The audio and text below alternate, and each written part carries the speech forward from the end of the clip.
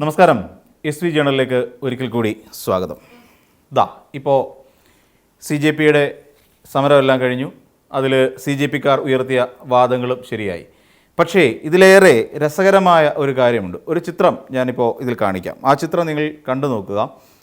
ഇപ്പോൾ ഈ ചിത്രത്തിൽ നമ്മൾ കാണുന്നത് ശരിക്കും പറഞ്ഞു കഴിഞ്ഞാൽ നമ്മുടെ ഏറ്റവും പ്രധാനപ്പെട്ട നേതാവായ ഒന്ന് A. റഹീമിനെ നമുക്ക് കാണാം. അതോടൊപ്പം തന്നെ അതായത് കണ്ണൂർ സാഹിബ് എന്ന് പറയുന്ന ഒരു ഫേസ്ബുക്ക് പേജിൻ്റെ സ്ക്രീൻഷോട്ടാണ് കാണിക്കുന്നത്. ഡൽഹി ജന്തർ മന്ദറിലെ ആൾക്കൂട്ടം കണ്ടപ്പോൾ 10 രൂപ കച്ചവടക്കാർ എത്തിത്തുടങ്ങി എന്ന് പറഞ്ഞിട്ട് ബലൂണൊക്കെ പിടിച്ചിട്ട് പോകുന്ന നമ്മുടെ ജോൺ ബ്രിട്ടാസ് MP, അതോടൊപ്പം പട്ടം കയ്യിൽ പിടിച്ചിരിക്കുന്നു, പിന്നെ കോലൈസ്, കളിപ്പാട്ടങ്ങൾ, ഇതൊക്കെ ഇങ്ങനെ കയ്യിൽ തൂക്കിക്കൊണ്ട് ജോൺ ബ്രിട്ടാസ് MPയും അതോടൊപ്പം നമ്മുടെ A. റഹീം MPയും നടന്നു പോകുന്ന കാഴ്ച ഒരു ചിത്രമാണ് പങ്കുവച്ചിരിക്കുന്നത്. ഈ ചിത്രത്തെക്കുറിച്ച് അതൊരു മീമായിട്ട് നമുക്ക് കണക്കാക്കാം. ഈ ചിത്രത്തിന് എന്താണ് പ്രശ്നം എന്നുള്ളതാണ് നമ്മുടെ ഏറ്റവും പ്രധാനപ്പെട്ട ഒരു ചോദ്യം.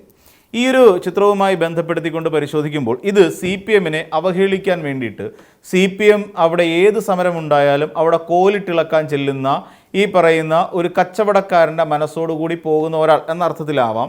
ഇനി അതല്ല ഉത്സവപ്പറമ്പുകൾ, ഏത് ഉത്സവപ്പറമ്പ് കണ്ടാലും ഈ കച്ചവടവുമായി പോകുന്ന ആളുകൾ ഉണ്ടല്ലോ, അതുപോലെ ആയിരിക്കാം എന്നൊക്കെ ആവാം അവർ ഉദ്ദേശിച്ചത്.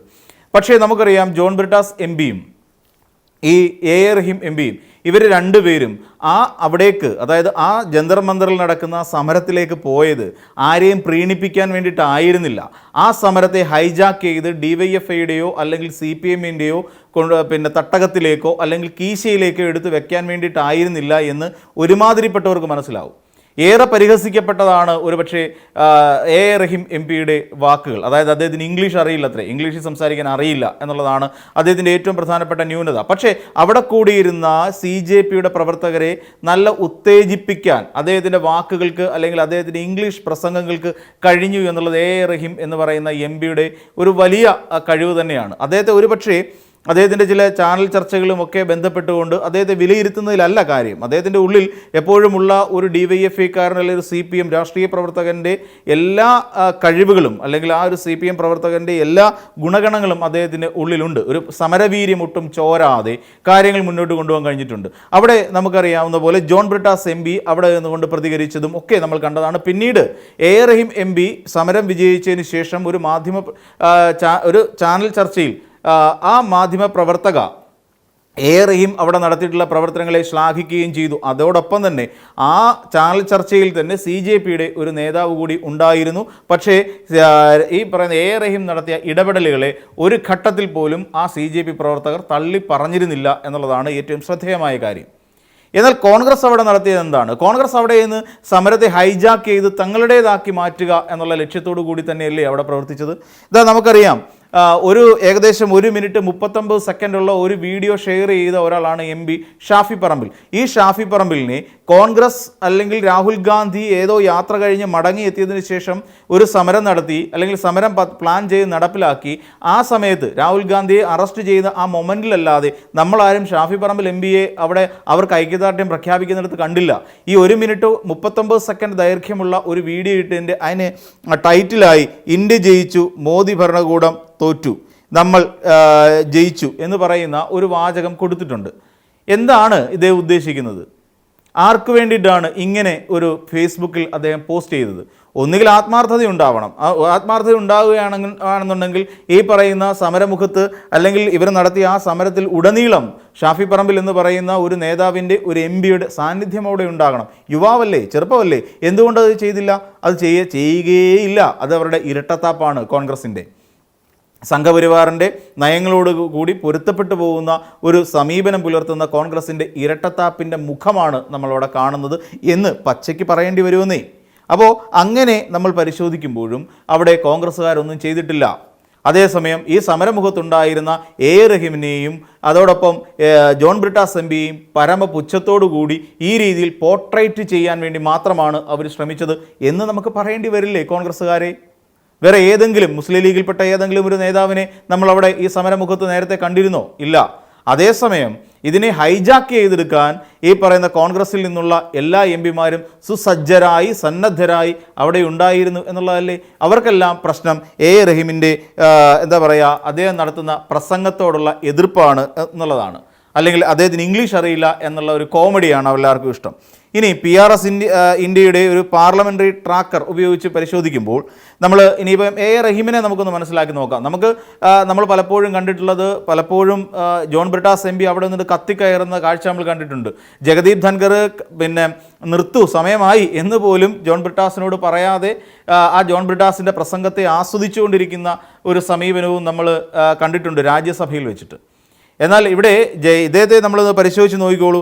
ഇപ്പം നമ്മുടെ നമ്മുടെ റഹീം, ഇംഗ്ലീഷ് അറിയാത്ത റഹീം ഏകദേശം സഭയിലെ അദ്ദേഹത്തിൻ്റെ ഹാജർ നില ദേശീയ ശരാശരിയേക്കാൾ മുകളിലാണ്. ദേശീയ ശരാശരി 79% ഈ പറയുന്ന നമ്മുടെ റഹീമിൻ്റെ ഹാജർ നില ഏകദേശം 82% വരുമെന്നേ. അപ്പോൾ അവിടെയും അദ്ദേഹം ചർച്ചയിൽ പങ്കാളികളാകുമോ ഇല്ലയോ എന്നുള്ളതല്ലേ നമുക്ക് നോക്കേണ്ടത്. ഇവിടെ നോക്കിയോളൂ, ദേശീയ ശരാശരിയുടെ ഏകദേശം 4 ഇരട്ടിയാണ് അദ്ദേഹത്തിൻ്റെ ചർച്ചയിലെ പങ്കാളിത്തം. എന്ന് വെച്ചാൽ 139 എങ്കിൽ ഇവിടെ റഹീം പങ്കെടുത്ത ചർച്ചകൾ 586 എന്ന് നമുക്ക് കാണാം. ഇനി ചോദ്യം ചോദിച്ചിട്ടുണ്ടോ എന്ന് ചോദിച്ചാൽ ചോദ്യവും ചോദിച്ചിട്ടുണ്ടെന്നേ. അത് ദേശീയ ശരാശരി 208 ആണെന്നുണ്ടെങ്കിൽ റഹീം അവിടെ 304 ചോദ്യങ്ങൾ റഹീം ചോദിച്ചിട്ടുണ്ട് എന്നുള്ളതും റഹീമിൻ്റെ പ്രാധാന്യം വളരെ കൂടുതലാണ്. പിന്നെ സ്വകാര്യ അംഗ ബില്ലുകൾ അതിനെക്കുറിച്ച് നോക്കിക്കഴിഞ്ഞാലും, അതിൽ സ്വകാര്യമായി അവതരിപ്പിക്കുന്ന ബില്ലുകളെക്കുറിച്ച് നോക്കിക്കഴിഞ്ഞാലും ദേശീയ ശരാശരി വെറും 1.5% ആണെങ്കിൽ 10% റഹീം ഉയർത്തിയിട്ടുള്ള ചോദ്യങ്ങൾ. അപ്പോൾ അതോടൊപ്പം തന്നെ ഇനി കേരളത്തിൽ എയിംസ് കൊണ്ടുതരും, ഞങ്ങളിപ്പോൾ ഉടനെ എയിംസ് കൊണ്ടുവരും എന്ന് പറഞ്ഞത് ആരാണ്? നമ്മുടെ K മുരളീധരൻ എന്ന് പറയുന്ന ഒരു നേതാവല്ലേ, നമ്മുടെ ആരോഗ്യവകുപ്പ് മന്ത്രിയല്ലേ. എന്നാൽ എയിംസുമായി ബന്ധപ്പെട്ടുകൊണ്ട് കേന്ദ്ര സർക്കാരിനോട് പിന്നെ നിരന്തരം അവകാശപ്പെടുന്നവരിൽ ഒരാൾ റഹീം MP ആണെന്ന് നമ്മളിൽ എത്ര പേർക്കറിയാം? ഒരുപക്ഷേ നമ്മൾ പിന്നെ CPM നേതാക്കന്മാരോ CPMകാരോ ഒരുപക്ഷെ റഹീമിനെ ഈ തരത്തിലായിരിക്കില്ല കാണുന്നത്. റഹീം പറയുന്നതിനകത്തൊക്കെ എന്തൊക്കെയോ ചില വൾഗാരിറ്റി ഉണ്ടെന്നും റഹീമിൻ്റെ പ്രസംഗം എന്തോ കേൾക്കാൻ കൊള്ളാത്ത ഒന്നാണ് എന്ന് കരുതുന്നവരൊക്കെയാണ് CPMൽ തന്നെ ഒരു പറ്റം ആൾക്കാർ എന്ന് നമുക്കെല്ലാവർക്കും അറിയാം. അദ്ദേഹത്തിൻ്റെ ചില ഇരട്ടപ്പേരുകളിൽ വിളിക്കുമ്പോൾ അതിനെ ആസ്വദിക്കുന്ന ചില CPMകാരെ നമ്മൾ കണ്ടിട്ടുണ്ട്.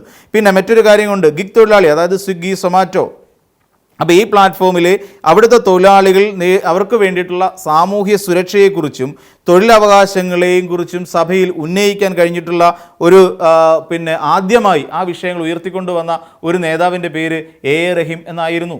നമുക്കറിയാം KC വേണുഗോപാൽ എന്ന് പറയുന്ന കോൺഗ്രസിൻ്റെ നേതാവ് അവർക്കൊപ്പം സ്കൂട്ടറിൽ കയറി ഉലകം ചുറ്റി അവരുടെ പ്രശ്നങ്ങൾ പഠിക്കാനാണ് എന്ന് പറയുമ്പോഴും അത് സഭയിൽ ഉയർത്തിയ ഒരേ നേതാവിൻ്റെ പേര് റഹീം എന്ന് തന്നെയായിരുന്നു. പിന്നെ അതോടൊപ്പം കേന്ദ്ര സർവകലാശാലകളിലെ ഒഴിവുകൾ നികത്തുക, കേരളത്തിലേക്കുള്ള പ്രത്യേക ട്രെയിനുകൾ ഉത്സവകാലങ്ങളിൽ അനുവദിക്കുക, സംസ്ഥാനങ്ങളുടെ സാമ്പത്തിക അവകാശങ്ങളെക്കുറിച്ചും തൊഴിലില്ലായ്മ, വിലക്കയറ്റം, സാമൂഹിക നീതി, സൈബർ തട്ടിപ്പുകൾ തുടങ്ങിയവയെക്കുറിച്ചും ഉയർന്ന ശബ്ദത്തിൽ ആ ശബ്ദങ്ങളെല്ലാം അല്ലെങ്കിൽ അത്തരം കാര്യങ്ങളെല്ലാം ഇവിടെ ഉയർത്തിയത് റഹീം എന്ന് പറയുന്ന MP ആയിരുന്നു എന്നുള്ള വിവരം എന്തുകൊണ്ടാണാവോ നമ്മളൊക്കെ മറന്നു പോകുന്നത്? അല്ലെങ്കിൽ ഈ പറയുന്ന കോൺഗ്രസിൻ്റെ ആർക്കും കാണാൻ കഴിയാതെ പോകുന്നത് എന്തുകൊണ്ടാണ്? ഏറ്റവും ഒടുവിൽ സമരം CJP വിജയിച്ചു, ധർമ്മേന്ദ്ര പ്രധാൻ രാജിവെച്ചപ്പോൾ KC വേണുഗോപാൽ വന്ന് പറഞ്ഞു, ഞാൻ പറഞ്ഞിരുന്നു അവരോട് രാജിവെക്കാൻ, ധർമ്മേന്ദ്ര പ്രധാനോട് ഇവിടെ ഒപ്പിടൂ എന്ന് ഞാൻ പറഞ്ഞിരുന്നു. പക്ഷേ ക്രെഡിറ്റ് ഞാൻ CJPക്ക് കൊടുക്കുമെന്ന് പറയുന്ന നിങ്ങളുടെ ഔദാര്യമാണോ വേണ്ടത്? കോൺഗ്രസിൻ്റെ ഔദാര്യമാണോ CJPക്ക് വേണ്ടത്? അവർ സമരം നടത്തി. ഒരു ഘട്ടത്തിൽ പോലും ഏറ്റവും ഒടുവിൽ രാഹുൽ ഗാന്ധി വിദേശയാത്രയും കഴിഞ്ഞ് ഇവിടെ വന്നു.